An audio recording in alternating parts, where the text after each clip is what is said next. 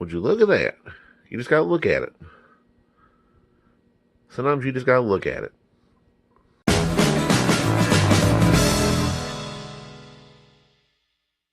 Hey guys, Perky Planes and RC here, operating at 2.4 gigahertz, and I've got the dew.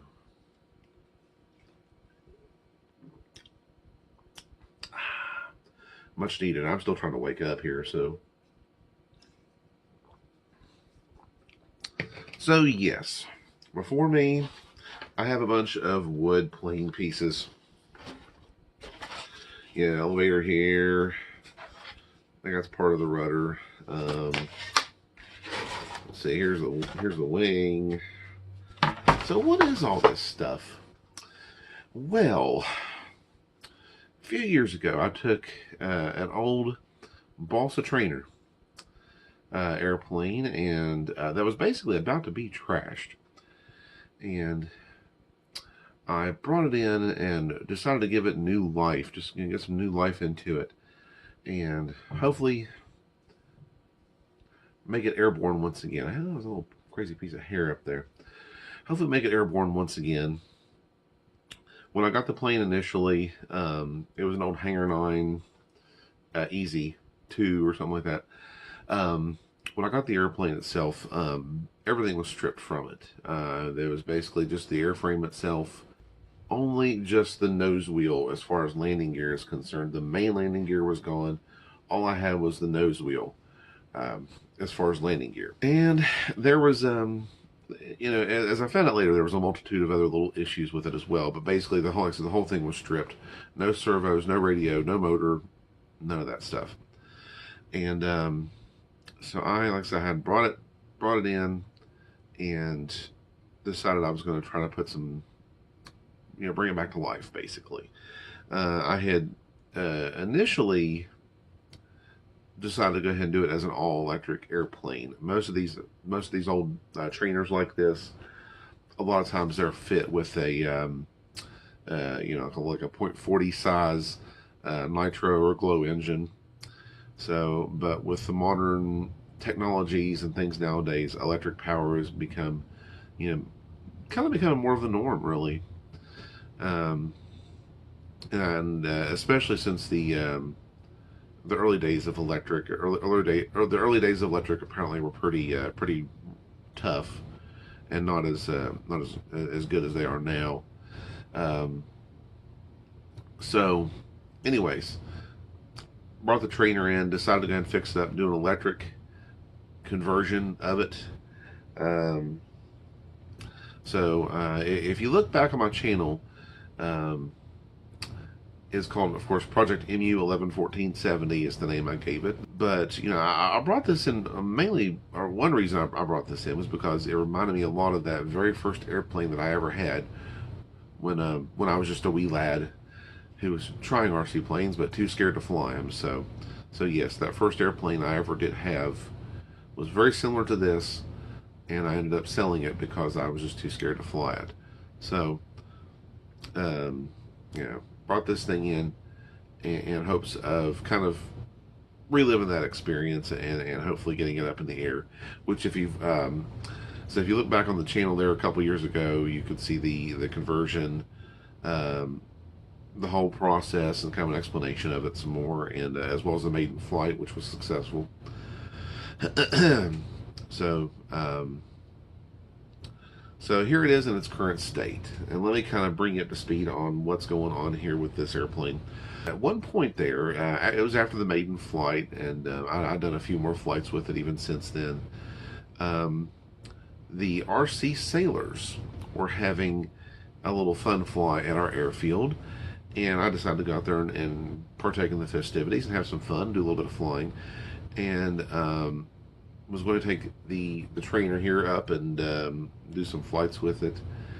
And I had one of those, I would call it a brain fart, is what I would call it. You know, I ended up pulling it back on the stick before it even really had enough airspeed, and it didn't quite fare that too well. So it ended up just kind of doing a little cartwheel down the runway. So had to bring it in to do some repairs. Luckily, the repairs are not too bad, and I'm actually still kind of working on them here. This is kind of patched up.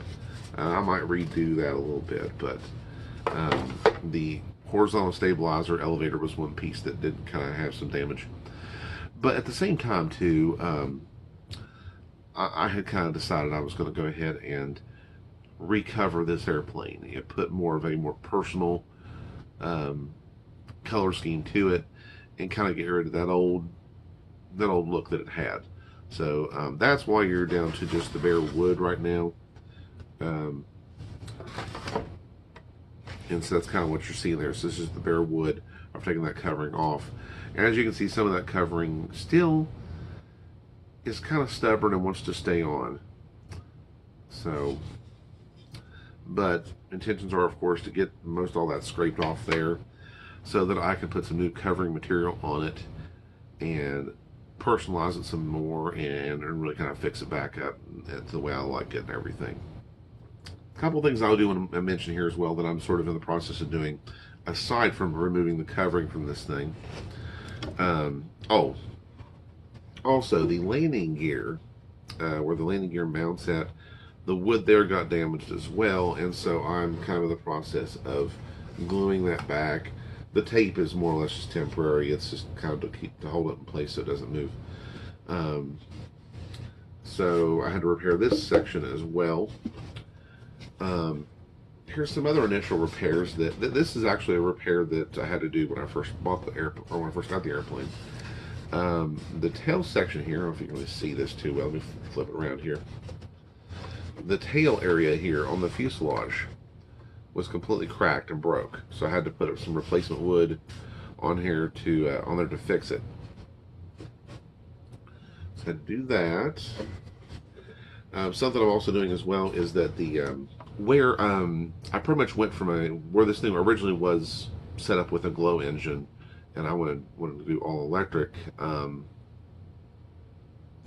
I basically had to sort of re-drill or sort of drill some new holes for the motor mount and things like that. So what ended up happening is, granted it worked fine, but it really turned the firewall into Swiss cheese. There were holes all over it, holes that, like I said, that were from the original nitro, glow engine days, and I wasn't, of course, using those same holes. And of course, when you do electric, sometimes the holes are just not going to line up. It's just part of it.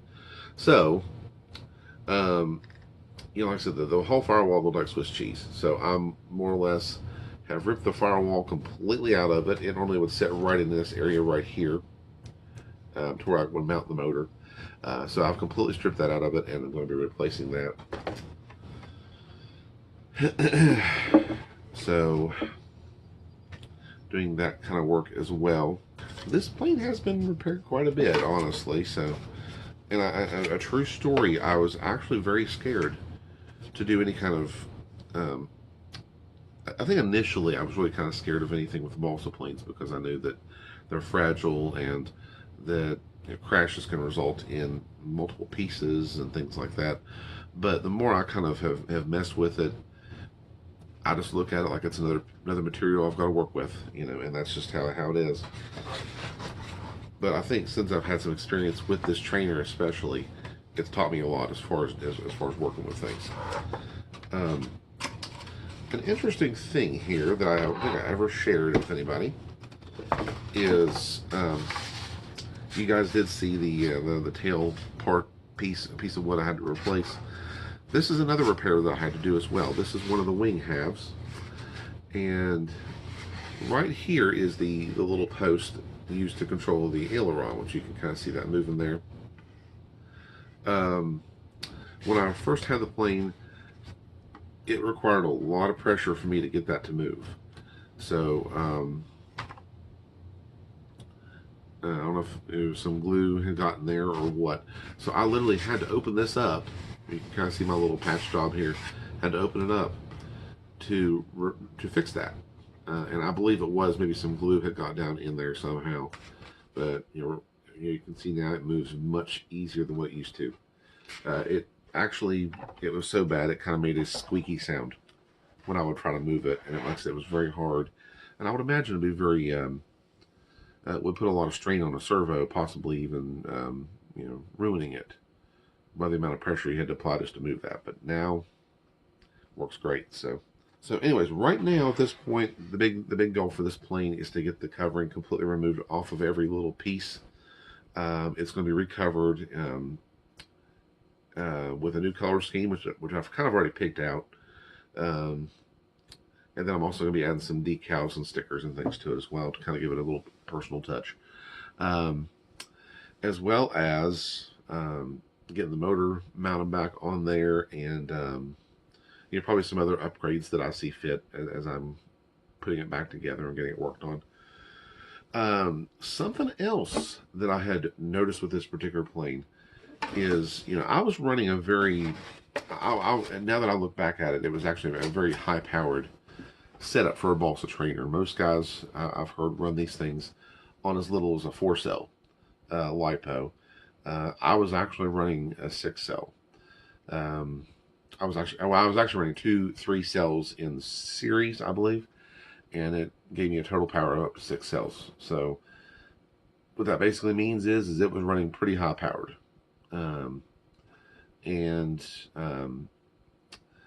What I'm going to try to do is, I realized as I was working on it that I felt that the weight of the airplane was a little bit on the heavy side.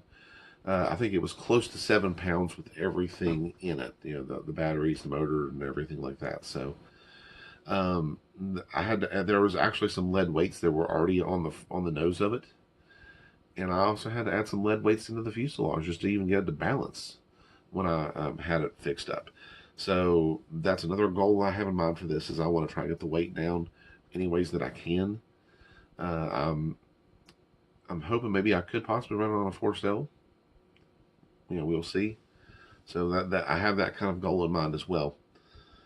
And as far as that, like I said, just get the covering removed, recover it, new color scheme, and of course get the motor and everything reattached and fixed back up. So, and I actually have been doing a lot of work on this plane before I started tackling foam board and flight test stuff. So, this is kind of one of those things that, at least at this stage right now where I'm doing a lot of work with that, it'll probably just be kind of a project that I kind of tackle here and there to get it fixed back up. So, but anyways, that's kind of the plan for this as far as what we're doing here.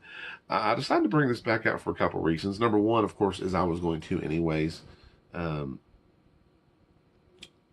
Just to kind of show the recovering process and things like that. So, but also from my recent live stream that I did back in December, Alma, one of our good vlogging friends, had shown an interest in this. She said she really wanted to see more progress with this plane. So this is for you, Alma. We're kind of going to be doing some more progress with it, and I'll be showing that progress as I get it done. So, like I said, this is for her. Also, I'll provide a link to her channel down below if you guys want to check it out. She does a lot more out west kind of stuff and some things out there. She lives on the other side of the country. So, so I'll provide a link to her channel down below. Please check it out. Please subscribe, and all that good stuff. So, Alma, this one is for you. We're going to showcase more of this as it gets done on the channel, so we can show the finished product. And I'm real excited about it too. So I do want to keep showing this here on the channel as well. And as always, if you guys have any questions on this, comments or anything, please leave them down below. Something else I do want to point out as well, and I'll probably put this in some in some of the future videos as well. I have created a playlist for every project that I'm currently working on plane wise here on the channel. So this particular plane here, the MU111470 electric Balsa trainer project, this one here, this video right now, will be also added to the playlist for that. So if at some point you want to go back and look at the progress on a certain video or a certain airplane, check the playlist that I've created. I've created playlists for like the simple storage, the sea duct, the FT Simple Cub, just pretty much every plane project that I have tackled and have something to share with. I have created a playlist for each plane, so you guys can just go to the playlist section there and check those out if you want to see kind of the progress on some of these things. So, but anyways, like I said, that is all from me. And for right now, for the project MU111470, I'll be sharing some more things in the future with it as far as the recovery process, repair process, and getting it fixed back up to, well, actually we're personalizing it, fixed back, well, I like to get it fixed up too, so so hopefully you guys will tune in and kind of check out some of the progress on it, and we'll get it back up in the air here at some point. So, but anyways, that's all from me. Well, thank you guys for watching. Bye-bye. We'll see you in the next video.